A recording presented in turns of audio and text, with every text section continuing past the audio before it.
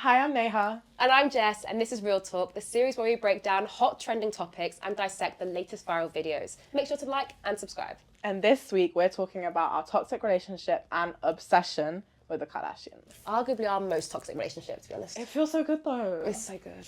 I think we can all agree that Kim Kardashian is a marketing genius. Oh, hell yeah. Hands down, Yeah. one of the best I've seen out there. It's insane. Like, the winter collection recently. So cute. I mean, I love the way she took the classic skiing retro vibe. I mean, that's so winter. It's so, and it's so not Skims, because Skims don't make clothes for winter. Yeah. She released it a week over, just like 2 weeks maybe, after she released the nipple bra, which broke the internet. Right. Understandably. Exactly. But it was the most camp, perfect ad I've ever seen. It got people talking. 100%. Complaining. Yeah, no, complaining. That's a genius idea. When I first saw it on my homepage, I was like, oh, of course.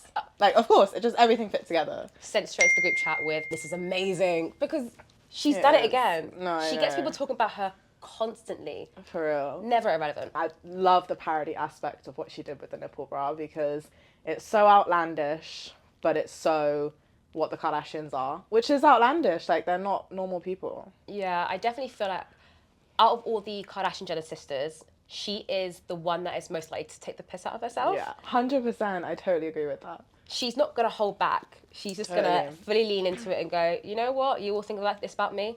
Totally. I'm just going to do it. Yeah, she doesn't take herself too seriously, but then she works so hard when she needs to. And you can see when she's in a business situation, she's behind closed doors, she's in a room with important people. She knows how to hold herself up and she knows how to be a businesswoman. When you're in the public eye, that's so important. You know, in her GQ interview that she did just now, recently, when she's GQ Man of the Year, I love how in that interview she was talking about her father and how he said to her, you're going to be okay, you're going to make this family okay. And you can tell that, she wears that burden and that's what spurs her on. And that's what makes her so different from the rest of her family, I think. So what I love about the nipple campaign is how she takes something that obviously is very much a talking point, is very important for everyone in the world, doesn't really matter who you are, climate change, and she kind of flips it on its head. And, we spend every day reading the news, going through everything on our phones, and it becomes overwhelming, right? We're still getting on with our daily lives. And so I think it was really refreshing to see Kim, have a nod to kind of those issues and have some creativity with it. And I think that was really cool. And I don't want to see Kim being serious about climate change. I just don't. I don't need to see that. Exactly. No, I fully agree, especially because when you look at celebrities, obviously there is a massive pressure put on them to speak up about these events, whether it is, global incidents, natural disasters. Right. People are looking up to them to make a statement about it. And so I think with this campaign, she's made a statement about something without being too serious about it, without it being, an Instagram story where she's written a bunch of stuff on it to be like, I stand with climate change. Instead, she's gone, this is not authentic to me. What would be authentic to me is to bring light to it, promote a product, but in a fun way that is still acknowledging there's an issue to be heard of. Kim Kardashian is almost bigger than who she is at this point. She's not just her, she's not just her brand. She's kind of a beacon for almost all of reality TV in a sense and how it fits into the real world. Have you also seen with the winter campaign that they used the Mahomes, and obviously Patrick plays for the Kansas City Chiefs? You best believe I saw that. That this was filmed and shot a while ago, which makes sense, right? You have to do campaigns ahead of time. The timing of Skims and Kim choosing to drop that campaign is iconic with a K because, there's no way that her team did not see what was going on TikTok with Taylor and Travis and the new It couple. I just thought it was such insane timing, I think Kim really wants to remend that relationship, personally. Especially after, obviously, her and Kanye have divorced and it's right? a bit more rocky. There is a whole group of people there that Kim really wants to reach. Yeah. Because, Swifties are crazy. I'm a Swiftie. We're the annoying ones. We're not the crazy ones. Yeah. Yes, that's the way to put it. Right? Annoying, not crazy. Exactly. We're all annoying, but some are insufferable. And I do think a lot of them are still really holding that grudge. It's serious. People don't realize how serious that gets. So, yeah, I think it was interesting timing. I think with Skims drops, it's always interesting timing. I think nothing is ever by accident when it comes to that relationship. All I have to say is, Kim, why don't you just call Taylor up? What would happen if you just called her up? What would happen if you just called Taylor up? It could mend the world. 1989 Taylor's version, Bad Blood music video with Kim Kardashian. Stop. That is all I'm saying, guys. I need that in my life. That would mend everything. Stop. As a Kardashian lover and a Swiftie. No, that's iconic. We can have like Kim and Kourtney fighting. We should pitch this. I think they'd love it. Right? Hire us.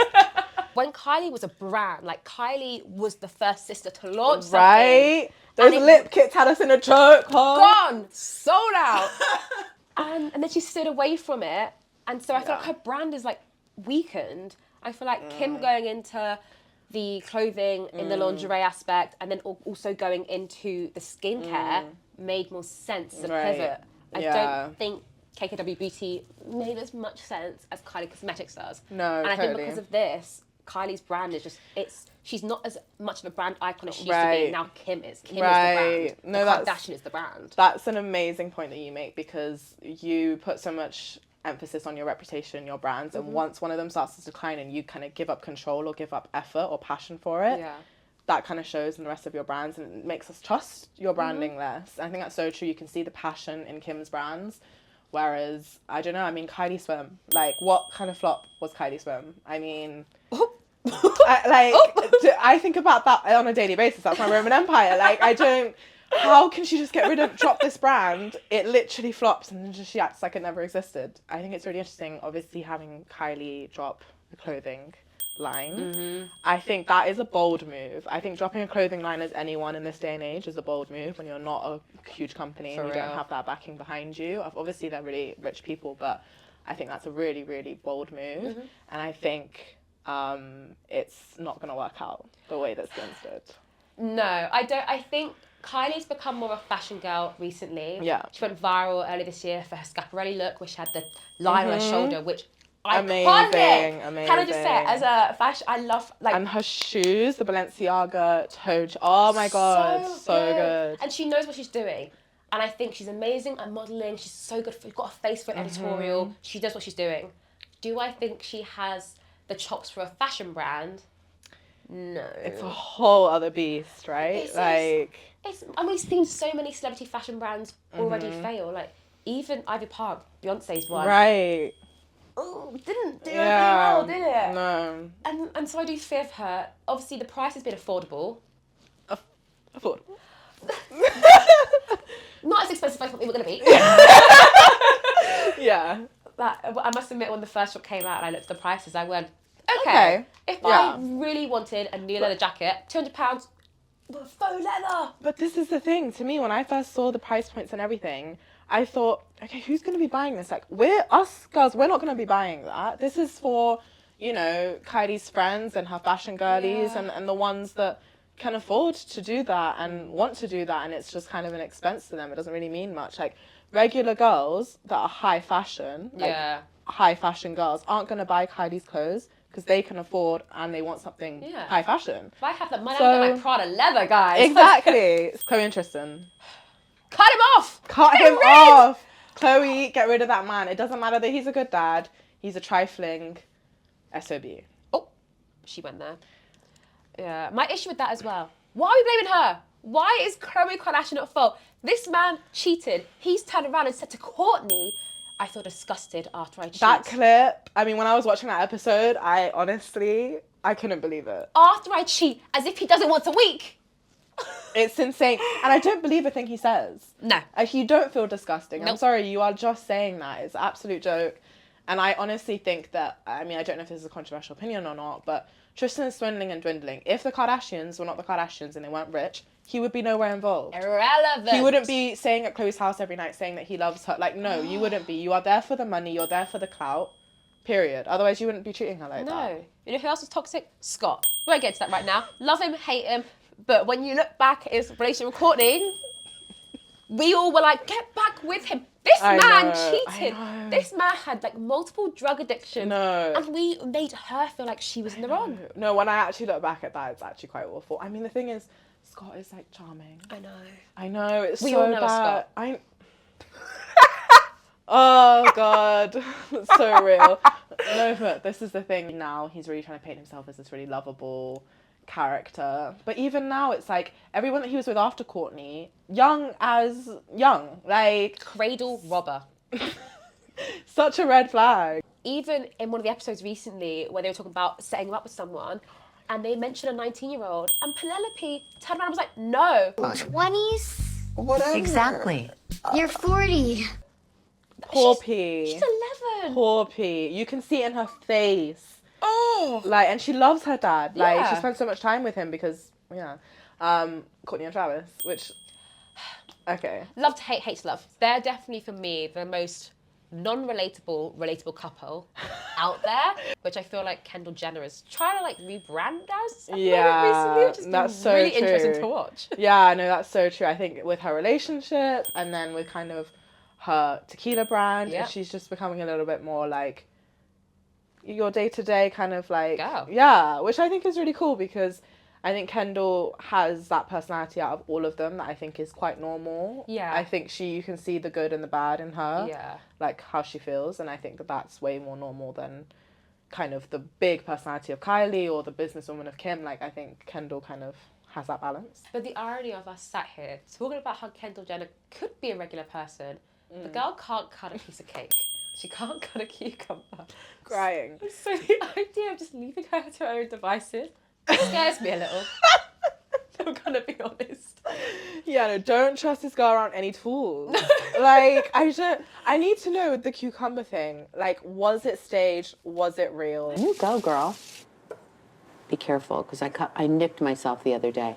I don't know, I'm kind of scared. She was she held it so, and it was so thin. Like so thin. And the cake was just a bit awkward. Just because you cut cake like that doesn't make you regular. Yeah. Did you see the TikTok there's this creator out there called Fluently Forward, and she did a video where she broke down why Kendall is more approachable now. Right. And she's explained how she doesn't get her lips filled as much, how Right. she's had her eyebrow shape changed, so it was less of Right. that more edgy, straight, and it was a bit more arched and Right. sweet. And they put this down to, because everyone was on the comments was saying, oh, she looks a bit more like nicer, she looks kinder. And they put it down to that, which I find really interesting because that's obviously done on purpose. That's not a happy accident of, I'm just gonna... No, it's so true. It's like... calculated. The most relatable thing about her, she's not ready to have kids. And Yeah, neither am I. no. Maybe it's time to, have a baby. For Sure, real. she's like 3 or 4 years older than me, but neither am I, Kendall. No, Neither am I. So true. I do love Kendall for that. Like, I Yeah. think it's so... I mean, I would feel pressure in that family for sure. to have children. And, yeah, I think it's so cool how she gives it back to her mum. I think the most toxic part of the relationship I have with the Kardashians is that there is this level of idolization that people do have for them. At the end of the day, to me at least, they are not to blame for the beauty standards that we have currently in society. Yeah. Beauty trends have been a thing for hundreds of years, whether that is how you look physically on your face, your body, what you wear, how you carry yourself. That's always been a trend. That's never going to end. There's always someone we idolize. Britney Spears back in the early 2000s, everyone wanted her body. Then the Kardashians came in and this idea of slim thick came in and everyone was idolizing it and the BBL era's come in. Yeah. I don't think they're to blame. I think they're just like all of us and gone, let's follow the trend. That's my personal opinion on that anyway. I do. I think that that's like very logical. I think that's kind of a very objective opinion. I think it's true. I mean, like, women are always going to be climbing the hill. It doesn't really matter whether the Kardashians are around or not. So I think it's almost natural. Of course, you're going to be so insecure. People are always commenting on your body. And I think, you see it so much with Khloe especially. And I think it is so sad and it breaks my heart that, like, I don't know, I still feel like Khloe's almost trying to make up for something. Yeah. It's a really complex situation. It's a really completely. complex topic because I think they are, a reflection of what people put onto them. But I also think that they willingly give that more power because they have such emphasis on the way they look and it means so much to them and so much of their value is derived from that. So I think it's almost like a catch-22. I feel like they could do more work to not let that affect them so much and then maybe in turn they wouldn't have so much of that feedback. I don't know, it's tricky. I mean, it's hard because I want them to be beautiful and I want them to like do all these looks and I want them to be those like very much visual figures. Yeah. But at the same time, I don't want them to make me feel bad about myself. Yeah. So it's like, how can I expect both of those things from them? They're very much a double-edged sword where part of me's like, come forward and say you've had cosmetic work done. But then the other part of me is thinking, that's none of my business. It's none of our business. Yeah, this is the thing, it's really difficult. And I think when you are in the public eye, I think it does change. I do feel like they do have a responsibility to be more honest. I think I do wish I would see them take more of a stance on this and come out and be like, you know, we look like this because of X, Y, and Z. Yeah.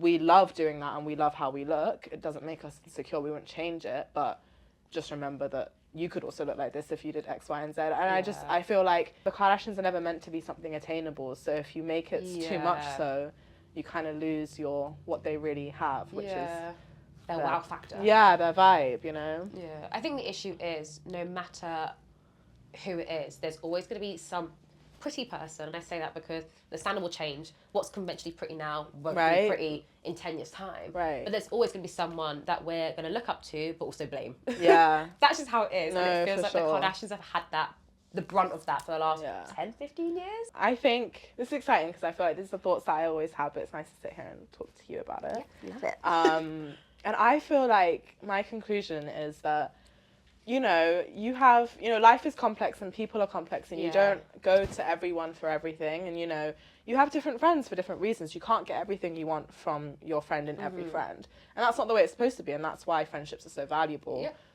And so I think we can almost take the same example with any celebrities. But, you know, let's talk about the Kardashians here. I think it's a good microcosm to put onto them because... I don't want them to give me everything. I come to them for a certain reason and I come to get what I want from them, which is some form of escapism, some form of like, that's just slay. Like, you guys look great, some form of laugh, some form of this. And I don't need them to also, on top of that, give me what I would go to someone else for, you know? And I think that's the beauty of being in this day and age where you can choose what you consume. I think that's such an important point in this conversation. If you don't like something, don't consume it, right? And I think you have to be very cognizant of what affects you and what makes you happy. And I think once you understand that, you can kind of take the lid off and not judge people so much or put so much of your own feelings onto them. And I think that's the case with the Kardashians. I think they provide something really, really entertaining. And I think that's what they should be doing and that's what they should be good at. And anything else, I don't really need to see from them. Thank you guys for watching. We hope you enjoyed the episode. Make sure to carry on the discussion in the comments. Don't forget to like, subscribe, and turn on that notification bell so you never miss a second of real talk. Thanks, guys. Bye. Bye.